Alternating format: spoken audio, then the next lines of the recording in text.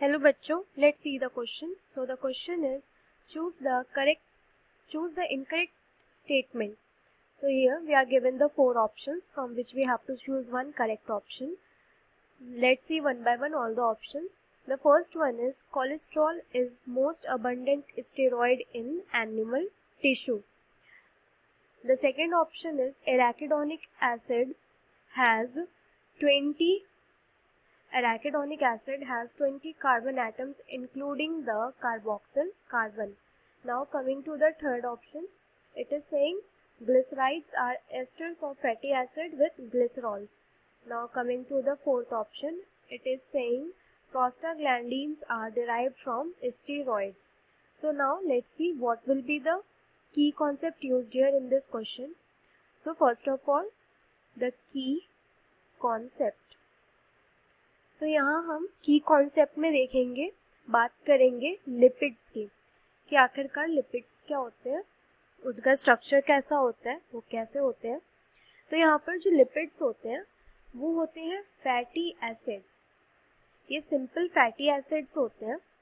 इनमें क्या होता है, एक कार्बोक्सिल ग्रुप होता है, कार्बोक्सिल ग्रुप जो कि किससे अटैच्ड होता है, ये अटैच्ड होता है आर ग्रुप से। और यहाँ जो आर ग्रुप है वो हमारा क्या हो सकता है, जो यहाँ पे आर ग्रुप होता है उसकी जगह पे हाइड्रोकार्बन्स का चेन होता है। और ये हाइड्रोकार्बन का चेन या तो मिथाइल हो सकता है या फिर इथाइल हो सकता है, या इनका जो कार्बन का नंबर है वो C1 से लेके कहाँ तक एक्सटेंड कर सकता है, C19 तक। मतलब यहाँ पे कार्बन नंबर क्या था 1, इथाइल में कार्बन नंबर 2, तो यहाँ पर 1 से लेके 19 तक कार्बन का जो नंबर है वो एक्सटेंड कर सकता है आर ग्रुप में। और वहीं बात की जाए कार्बोक्सिल ग्रुप की, तो यहाँ पर कार्बोक्सिल ग्रुप के कार्बन को इंक्लूड करके फिर +1 कार्बन यहाँ पे पूरे लिपिड्स में प्रेजेंट होता है। तो यहाँ पर देखते हैं ऑप्शंस में हमारा क्या गिवन था। Cholesterol is the most abundant steroid in the animal tissue. तो ये स्टेटमेंट एकदम करेक्ट है कि कोलेस्ट्रॉल जो होता है हमारा वो सबसे अबंडेंट स्टेरॉइड होता है एनिमल टिश्यू का। तो ये स्टेटमेंट हो जाएगा correct. Now coming to the second option, it is saying that arachidonic acid has 20 carbon atoms including the carboxyl carbon. तो arachidonic acid में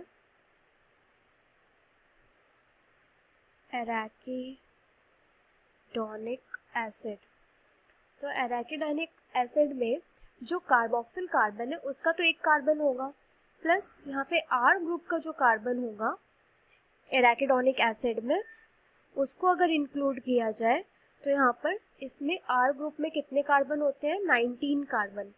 तो एक तो एराकिडोनिक का अगर स्ट्रक्चर देखा जाए तो इसमें एक क्या होगा, कार्बोक्सिल कार्बन होगा, कार्बोक्सिल ग्रुप होगा, और यहाँ पे आर ग्रुप होगा।